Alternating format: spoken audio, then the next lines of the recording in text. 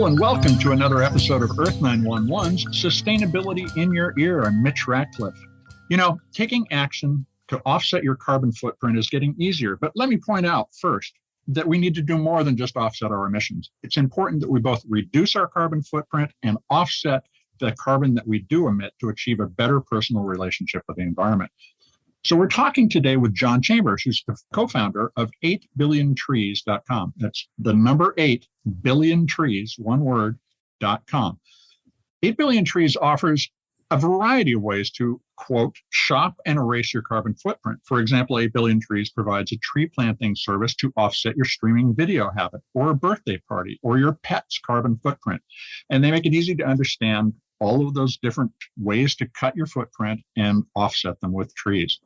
Chambers and his co-founder, Michael Powell, set out to create the most environmentally aware social enterprise on the planet, according to their mission statement. And when you purchase a product from the site, they'll conserve 100 existing trees, in other words, prevent them from being cut down, and plant 10 trees. You can also subscribe to a $43 monthly membership that will plant about 516 trees a year. In fact, I have subscribed to that, and we'll be talking a little about my experience during our conversation. You can learn more at 8BillionTrees.com. Welcome to the show, Jon. How are you today? Hey, thanks so much, Mitch. I'm doing great. I'm very eager to connect. And, to be honest, I'm very impressed with the following and community you have built around Earth911. I think, fostering this community and this open conversation is, ultimately going to be a key aspect of reaching an overall climate solution that can give us a sustainable future for tomorrow and for many years to come. Well, thanks, Jon. There is no silver bullet. What we have always been trying to do is create more ideas so that there is less waste. There are a lot of paths to getting out of this. But let's talk about carbon offsets. Now, let me first begin with, why are trees your preferred form of carbon sequestration? So, I think it's clear that a successful response to the climate crisis and, the growing emissions that we see will require a concert of solutions. That is to say, it's important to have the understanding that no one solution, just like you said, is going to be the silver bullet. From that, we know that trees as a climate solution come in many different forms. This ranges from avoided deforestation to afforestation and then reforestation as well. With afforestation, you have to be careful because ultimately it can end up disrupting the biodiversity of an area in the local ecosystem. And interestingly, we're now learning that carbon sequestration from afforestation is not nearly as effective as reforesting degraded and destroyed forests, which would be known as reforestation. So just to go back just a little bit for those that might not be familiar with the difference in those terms, afforestation is involved in just tree planting in any given area, necessarily in an area where trees weren't necessarily there to begin with, whereas reforestation is focused on restoring and rehabilitating those degraded areas where trees were ultimately there in the first place, going back to our planet's history. In fact, in a study published in 2019, we see that natural forests are actually 6 times better than agroforestry and afforestation, and 40 times better than those plantations at storing carbon. So, that really kind of spelled things out for, if we are going to use trees as a climate solution, understanding how we should approach that and how we should go about using trees towards those ends.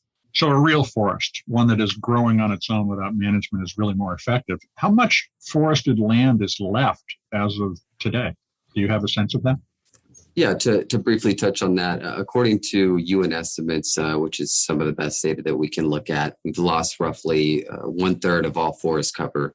But I think, what's even more pressing and perhaps, much more concerning is that 75% of that has occurred in the last 300 years. And then when you understand that forests are home to, roughly 80% of the world's terrestrial biodiversity, that is biodiversity that's land-based, that really paints a fuller picture of, kind of the impact that we're having, not just for the climate crisis, but what I would call the deforestation crisis as well.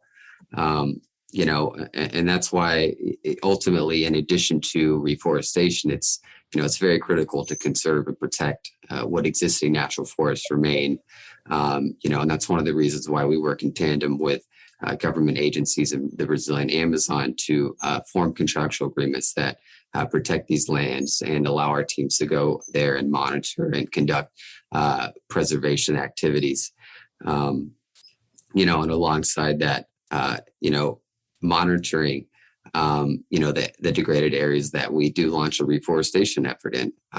This is something that is interesting within the tree planting community as a whole. Is kind of the differing definitions that groups have as far as what they might count planting a tree as.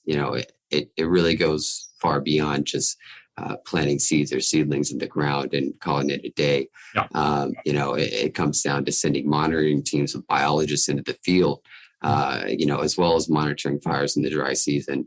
And when our biologists go out to, these planting sites, being aware of the issues that can arise in these very harsh climates, especially in the subtropics there and in the Amazon and the Brazilian Cerrado savanna. So, having that understanding that you really have to have a full, a full cycle and be full circle on how you're approaching your planning. Yeah, I'd like to talk a little more about the auditing of the results in a bit, but let me just first lay out some math we did. So we tried to estimate the average amount of carbon that an American household produces. And of course, that varies widely from somebody in a low-income family and somebody in a high-income household, a billionaire, for instance, because of the network of people and services that support their lavish lifestyle, generates an immense amount more CO2. Mm-hmm. But based on our calculations, 133 million or so households in the United States would need to plant about 76 billion trees a year to offset their carbon footprint. Why just 8 billion trees? So 8 billion trees, was ultimately a name that we picked because, going back to what we discussed a little bit earlier, the understanding that we can all have a direct, powerful impact on the climate crisis. We don't have to feel hopeless. And, the number 8 billion comes from the population now, which is roughly 8 billion, and trying to further spur the zeitgeist, in the concept of one tree for each person. And that is to say that, together, united through taking action, we can, make that direct impact. And it's really going to take that change in attitude and that change in perspective, and not necessarily feeling hopeless or not understanding that, we can make an impact, even if it's just ourselves, even if it's just our families. Touching on the carbon footprint of, the average American family, it is important to note that, the footprint varies very significantly, even within the same socioeconomic class. And a lot of this can come down to things like the power grid that is supplying energy to meet those consumptions demand, dietary choices, and even seeing differences in varying studies that are being conducted. They can widely range in, the emissions calculations that scientists are trying to form for different behaviors and different habits. The Environmental Science and Technology Journal found that a typical U.S. household has a carbon footprint of about 48 metric tons of CO2 per year. That's nearly 106,000 pounds. So it's certainly, it's certainly a very large footprint, especially when we look overall compared to global averages and seeing that, the average for globally is really a lot closer to 5 metric tons per year. So that really, paints a stark picture for kind of the footprint contributions of Americans. Yeah, and I used a lot of carbon calculators, and I found yours to be one of the more reasonable ones. It didn't really exaggerate my footprint. It also didn't go easy in the assessment of my carbon footprint. So, when I subscribe to that monthly program, I expect to be able to cover my annual footprint roughly. Now, the question I've been asked by a lot of folks is an offset a distraction from actually making real changes? For instance, you offer beef and dairy consumption offsets, or a wetting offset, or a plastic convenience offset. Are we creating a distraction from people who, for people who want to make material changes? And what do you suggest we do? Is it a combination of reduction and offset? Yeah, I think honestly, that's one of the most important dialogues to open, and one of the most important questions, I think, to shine light on. Stepping back just a little bit, I think, Sure. Offsets is a term that deserves a bit more reflection, and can ultimately open up a long conversation on itself. But, just the term offsets, and how that mixes with a long-term solution is, you're absolutely correct. Fundamentally, we're going to have to reduce the amount of emissions that we're creating. And there's offsets can come in a variety of shapes and forms. Mm-hmm. You have things that would be considered, truly an offset, which would be something like a wood burning stove, or something like avoided deforestation and degradation. But I think, those forms of offsets have come under increased scrutiny in recent years, especially. I'm not sure if you've seen or you're familiar with, RED projects, and how, people are beginning to look at those and ask, really good questions.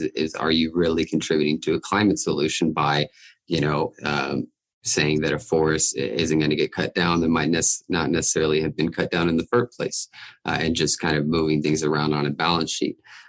So I think the first distinction that needs to be made in terms of carbon offsets is, there's a difference between a carbon offset and a carbon removal credit, or carbon removal offset, which I understand is kind of confusing because it has offset, but that's just the industry term right about now as things are developing. But understanding that the solutions that we really should be focused on are those that remove and store carbon, both in short and long term forms. And, as we discussed a little bit earlier, reforestation of natural forests as opposed to afforestation has a very strong level of permanence when compared to these other agroforestry methods, and contributes to actually removing carbon from the atmosphere and contributing to the drawdown. So, to the larger point, again, it's ultimately going to come down to reducing our dependency, namely on fossil fuels. But carbon removal will absolutely need to be part of the solution as we make the transition into a sustainable future. So where does 8 Billion Trees run its programs? What kinds of efforts are you making, for instance, in Madagascar and other regions? And do you, as you mentioned earlier, go back and audit on an annual basis to see that the tree is still there? And what happens if it isn't? Yeah. So, as explained earlier, just a second ago, we're focused on carbon removal through reforestation, as well as organic carbon capture methods through organic soil methods. So true removal and permanence is really the name of the game for success and what we focus on. In Madagascar, our sites with our planning partner, isnt, are focused on the northwestern coastline near Mahajanga, utilizing mangrove trees that are shown to sequester carbon at rates of more than 180 pounds per year, while also rebuilding coastal habitats concurrently. However, the core of really what we do is our projects in the Amazon, which make up the bulk of our projects and our focus. And I'm sure all of your listeners are aware that, the Amazon is considered to be one of the most biologically diverse regions on the planet. And so, planning there kind of knocks out a few birds with one stone, if you will. We're sequestering carbon. We're rehabilitating, destroyed habitats. We're reinvigorating ecosystems and the water cycles that drive them.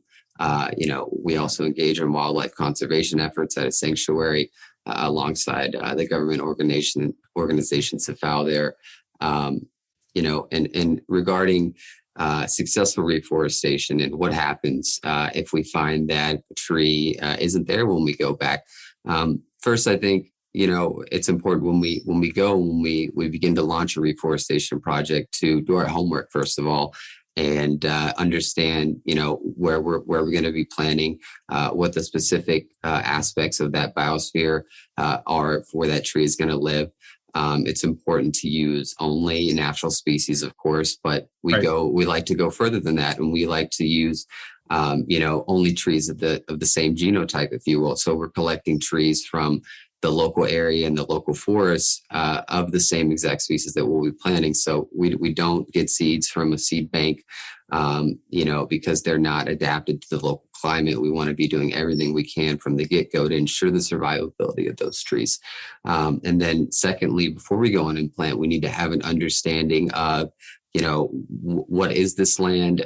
Who are the parties that might be engaged in overseeing this land and forming, those contracts, those contractual agreements from the get-go, so that we have a full understanding and full authority to do our planning, do our monitoring, just like we need to. Ultimately, as much as we prepare and try to ensure 100% survivability of our trees, that's just not possible. And that's why it's very important to send those monitoring teams of biologists, because, just recently at one of our planting sites on the northeastern edge of the Amazon, we found was having some issues with pests. And if we weren't going there to check, every 2 to 3 months when they're just starting to get growing, and then from there, every 6 to 12 months, in this case, if we hadn't, gone to check within the first month after planting, we would quickly have found that the trees, we weren't able to basically salvage the situation and salvage the planting project. And so that kind of goes back to, trying to do things in a very responsible way and not, again, just planting the trees and then kind of marking that as success and then leaving. In addition to that, we also are in the midst of conducting studies for germination and the uptake rate of trees when we plant them. So we're trying to figure out, can we, adapt our planting methods? Can we make any sort of adaptations to the seedlings before we plant them by using, organic fertilizer or things like that? Even things like, is causing small abrasions on the seed to allow for, nutrients intake to be, higher on the seeds, just different things that, we constantly want to be engaged with improving, our survivability. And then, lastly, the final thing that we do for, every tree that we plant, every 10 trees that we plant or claim to plant for any of our members or any of our carbon offset projects, we go ahead and plant 12 trees. And we find that, that alone is going to cover any sort of survivability or mortality issues. But of course, our goal is, to keep those 12 trees alive as well. Because ultimately, our goal is to plant 8 billion trees. So you highlight an important issue, and that is that when you go into one of these regions, you're also establishing a set of economic relationships that create an economic stimulus for these communities.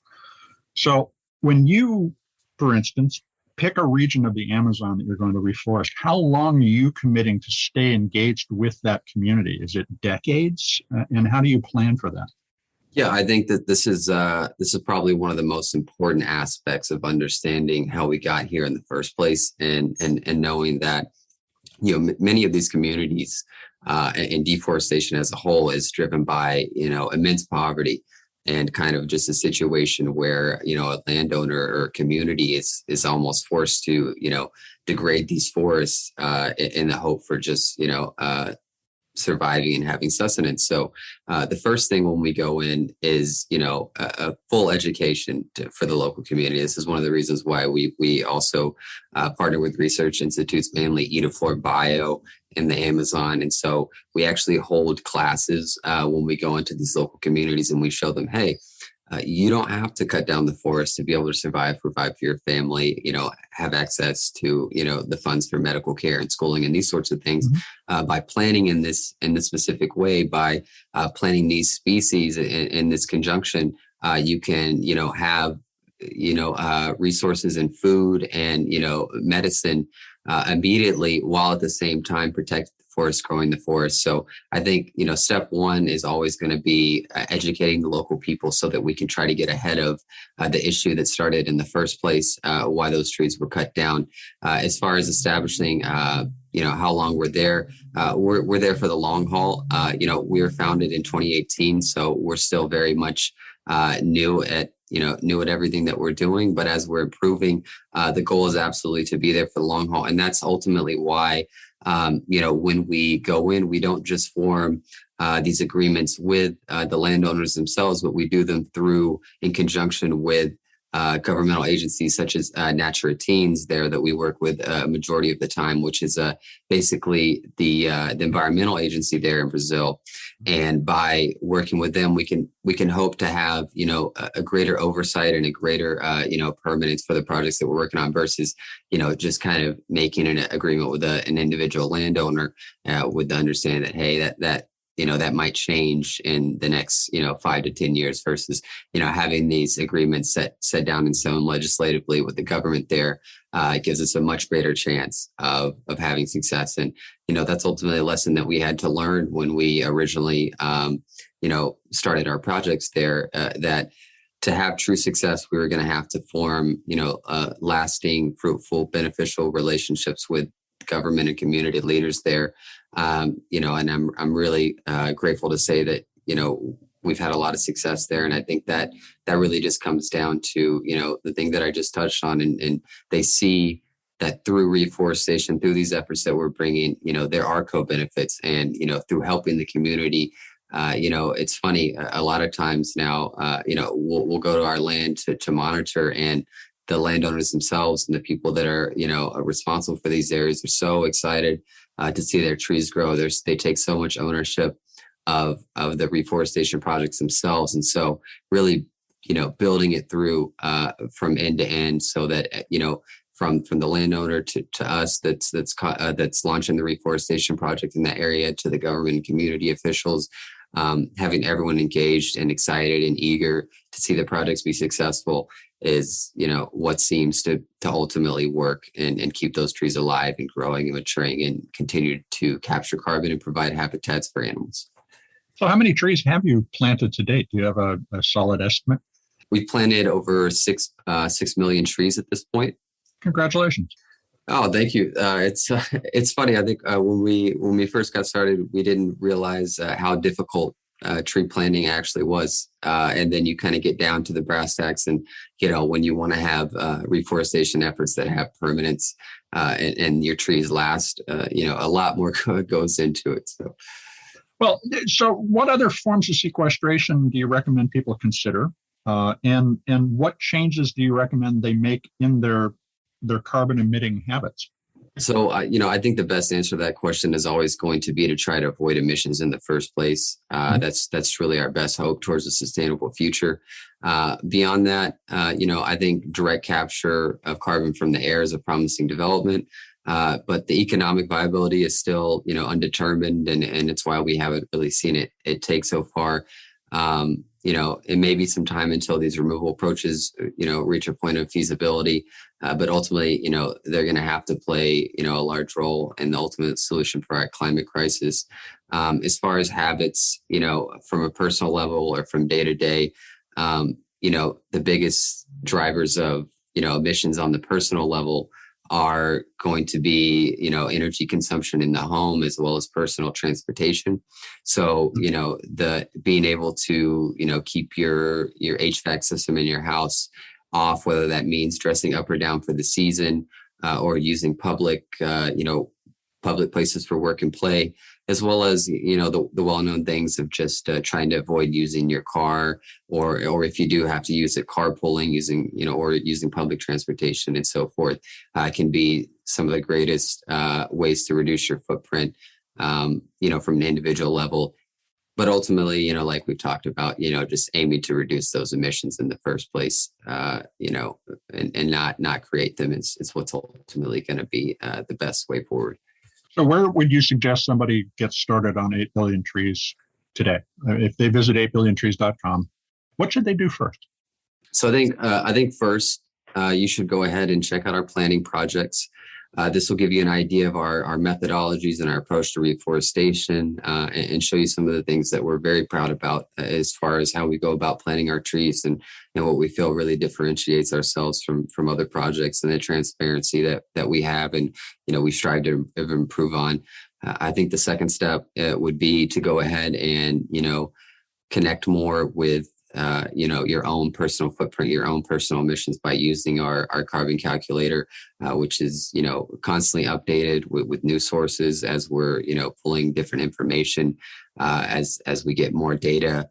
And then, that's completely free resource for anyone to use. And from there, you can see, your footprint. And I think one of the most impactful and engaging things about it is that it can show, someone's footprint as it relates to the global situation and the planet as a whole and all of its inhabitants. And, that goes back to having an understanding that, there actually is a very strong correlation between, interestingly, GDP per capita and emissions per capita, and just understanding that, being in the situation that we're in, being, in the areas that we live, with the resources that we have, it's important to step back and understand that. And, if you can take responsibility for that by using, carbon removal and carbon removal offsets such as, tree planting and reforestation is a great way to go about that.